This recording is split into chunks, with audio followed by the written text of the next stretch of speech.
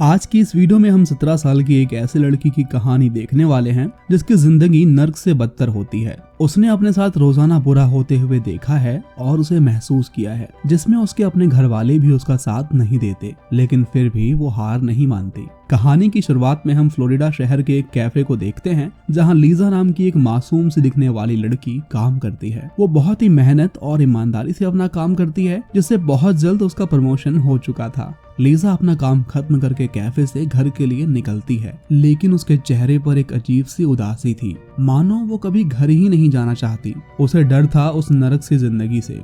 जब वो साइकिल से घर जा रही होती है तो घर की सोच में ही डूबी होती है। तभी सुनसान सड़क पर उसे एक कार नजर आती है, जिसे देखकर वो बहुत ज्यादा घबरा जाती है और साइकिल तेज चलाकर घर की ओर आती है, जहां हम देखते हैं कि लीजा अपने घर में ना रहकर अपनी नानी के घर पर रहा करती है। वहां उनका एक बॉयफ्रेंड भी था जिसका नाम मॉरिस है। वो उनका घर चलाता है, लेकिन उसके बदले वो हर रात लीजा के साथ गुजारता है और उसके साथ जबरदस्ती करता है। अब इन सब से परेशान होकर वो सुसाइड नोट भी लिखती है, लेकिन उसके अंदर इतनी हिम्मत नहीं थी कि वो इतना बड़ा कदम उठा सके। साथ ही वो हार भी नहीं मानना चाहती थी। इस घर में उसके साथ जो कुछ भी हो रहा था लीजा अपनी मॉम को बताती है, लेकिन उन्हें उसकी कोई फिक्र नहीं थी और सब कुछ जानते हुए भी वो उसकी कोई मदद नहीं करती। लीजा बहुत मेहनत से पैसे कमाकर अपनी नानी को देती है ताकि उन्हें किसी का सहारा ना लेना पड़े, लेकिन इसके बाद भी कुछ भी नहीं बदलता और रोजाना उसे ना चाहते हुए भी ये सब सहना पड़ रहा था। एक दिन लीजा अपनी छोटी बहन से बात करते हुए उसे ये सब बताती है और वो उसका यकीन भी करती है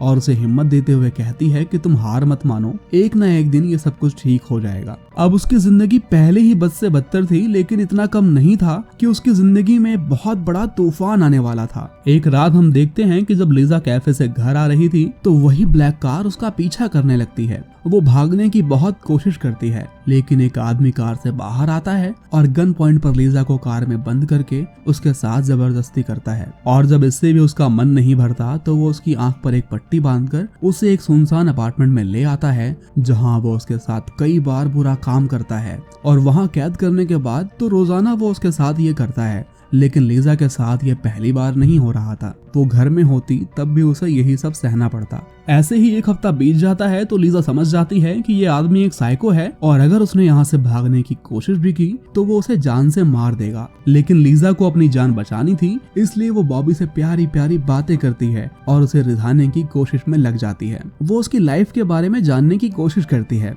और कहती है कि जरूर तुम्हारे साथ कुछ बुरा हुआ है। अब धीरे धीरे बॉबी भी उसकी बातों में आने लगता है। यहाँ लीजा की नानी पुलिस को इस बारे में इन्फॉर्म करती है और तहकीकात के दौरान पुलिस उस कैफे में जाती है जहाँ लीजा काम किया करती थी और वहाँ उन्हें पता चलता है कि लीजा बहुत मेहनती और मासूम लड़की थी और उसका किसी के साथ कोई चक्कर भी नहीं था और हो ना हो उसके साथ कुछ बहुत बुरा हुआ है। लेकिन जब उसकी मॉम से यह बात पूछी जाती है तो वो साफ कह देती है कि शायद वो अपने बॉयफ्रेंड के साथ भाग गई हो। लेकिन जब पुलिस ऑफिसर वहाँ से जाने लगता है तो लीजा की छोटी बहन उसे बताती है कि ऐसा बिल्कुल भी नहीं है, वो जरूर किसी न किसी मुसीबत में है। यहाँ अपार्टमेंट में बॉबी रोजाना उसके साथ बुरा काम करता है और लीजा उसे अपने प्यार में रिझाने की कोशिश में लगी रहती है ताकि वो उसका भरोसा जीत सके और मौका पाकर यहाँ से भाग सके। अब इतने दिनों में वो समझ चुकी थी कि बॉबी दिमाग से पागल इंसान है जिसका पकड़ा जाना बहुत जरूरी है। अब वो उसके चेहरे को टच करके फील करती है ताकि वो उसे पहचान सके। साथ ही वो कहती है कि उसके डैड की तबीयत बहुत खराब है, इसलिए उसका जाना बहुत जरूरी है क्योंकि उसके अलावा उनका इस दुनिया में कोई नहीं है।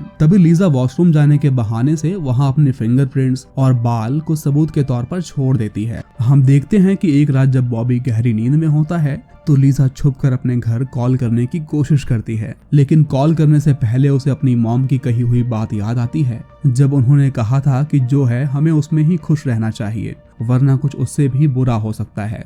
लेकिन तभी बॉबी की आंख खुल जाती है और वो लीजा को मारने लगता है। इस पर लीजा कहती है कि उसके डैड की तबीयत खराब है, इसलिए वो बस उनका हाल जानना चाहती है और ये कहते हुए वो रोने लगती है, जिससे बॉबी को उसकी बात का यकीन हो जाता है।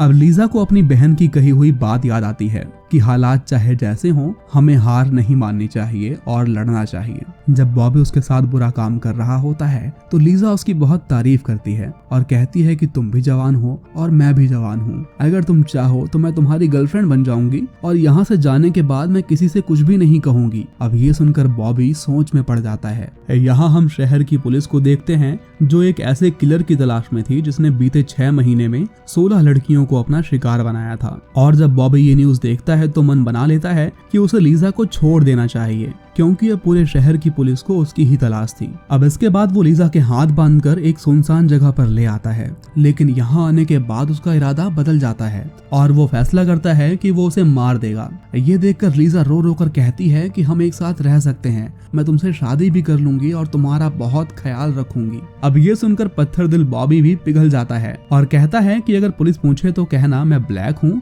और छोटी कदकाठी का हूँ। इसके बाद जैसे ही वो वहाँ से जाता है, लीजा भागते हुए अपने घर आती है और नानी को सब कुछ बताती है, लेकिन वहाँ उसका कोई यकीन नहीं कर रहा था। वो पुलिस को बताती हैं कि लीजा घर वापस आ गई है और उसके साथ कुछ भी गलत नहीं हुआ है, लेकिन ऑफिसर को उसकी नानी पर भरोसा नहीं था, इसलिए वो लीजा को वहाँ बुलाते हैं। अब अगले ही दिन लीजा वहाँ पहुँचकर पुलिस को सब कुछ बता देती है, लेकिन अब उन्हें उसकी बात का यकीन ही नहीं हो रहा था। वो उससे कहते हैं कि अगर ऐसा कुछ हुआ है तो तुम्हारे जिस्म पर एक भी खरोच तक क्यों नहीं है, या तुमने वहाँ से भागने की कोशिश क्यों नहीं की। इसके जवाब में वो कहती है कि वो आदमी एक साइको है और उसके पास एक गन भी थी, इसलिए अपनी जान बचाने के लिए वो ये सब सह रही थी। इतना सुनने के बाद भी लेडी ऑफिसर्स को उसकी बात पर यकीन नहीं हो रहा था और उन्हें ये लग रहा था कि खबर में आने के लिए वो ये सब कहानी बता रही है। लेकिन लीजा की किस्मत उस दिन बहुत अच्छी थी, क्योंकि उसी वक्त वहाँ ऑफिसर की टीम मौजूद थी जो पिछले 6 महीने से उस केस पर काम कर रही थी। और जैसे ही इसकी खबर ऑफिसर लैरी को मिलती है, वो लीजा के पास आते हैं और उसे भरोसा दिलाते हैं कि वो उसे इंसाफ दिलाएंगे। अब लीजा के साथ जो कुछ भी हुआ था वो लैरी को बताती है। वो उन्हें बताती है कि बॉबी के पास एक ब्लैक कलर की कार है जिस पर रेड कवर लगा हुआ है। उसके अपार्टमेंट में 22 सीढ़ियां हैं और वो बताती है कि वो एक गोरा इंसान है और लेफ्टी है, और तो और उसके पास एक गन भी है। ये सब सुनते ही लैरी अपनी टीम को तहकीकात में लगा देता है और जब कंफर्मेशन के लिए वो लीजा के घर पर कॉल करता है तो मॉरिस लीजा का डैड बनकर उनसे बात करता है, लेकिन लैरी को उस पर शक होने लगता है कि एक बाप इतना लापरवाह कैसे हो सकता है। और इस बारे में जब वो लीजा से पूछता है तो वो सारी सच्चाई उसे बता देती है। लैरी फौरन एक्शन लेते हुए मॉरिस को अरेस्ट कर लेता है। अगले सीन में हम देखते हैं कि लैरी को अब शक होने लगा था कि लीजा के साथ ये सब करने वाला कोई और नहीं बल्कि वही किलर है, और कंफर्मेशन के लिए वो लीजा के कपड़ों को जांच के लिए भेजते हैं और जैसे ही रिपोर्ट आती है उनका शक यकीन में बदल जाता है। अब उसे पकड़ने के लिए लैरी लीजा को उसी जगह लेके जाता है जहां बॉबी ने उसे छोड़ा था। वो कार में बैठकर आंख बंद करती है और उस दिन जो कुछ भी हुआ था वो रिवाइंड करती है। वो बताती है कि बॉबी एक गैस स्टेशन पर रुका था जो उसी रास्ते में पड़ता है, और पुलिस जब टाइमिंग के अनुसार सीसीटीवी चेक करती है तब उनके हाथ एक अहम सुराख लगता है जिसमें उन्हें बॉबी की तस्वीर मिल जाती है। अब पूरे शहर की पुलिस उसे ट्रैक करने लगती है और एक दिन पुलिस ऑफिसर को बॉबी दिख जाता है, लेकिन उसे शक ना हो इसलिए वो कहता है कि हमें इस कार की चोरी होने की रिपोर्ट मिली है, जिस वजह से हमें इस कार की फोटो लेनी होगी, और बस इसी बहाने से वो बॉबी की भी तस्वीर क्लिक कर लेता है।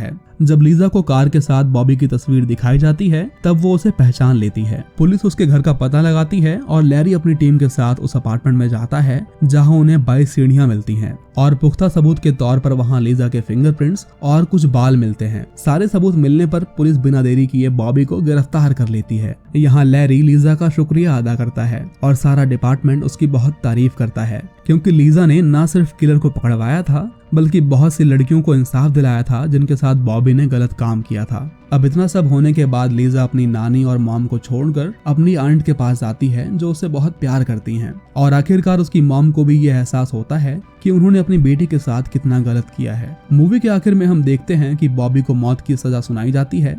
दूसरी तरफ लीजा बड़ी होकर पुलिस ऑफिसर बन चुकी थी और इसी के साथ ये कहानी यहीं खत्म होती है। जल्द मिलते हैं एक नई वीडियो में एक नई कहानी के साथ।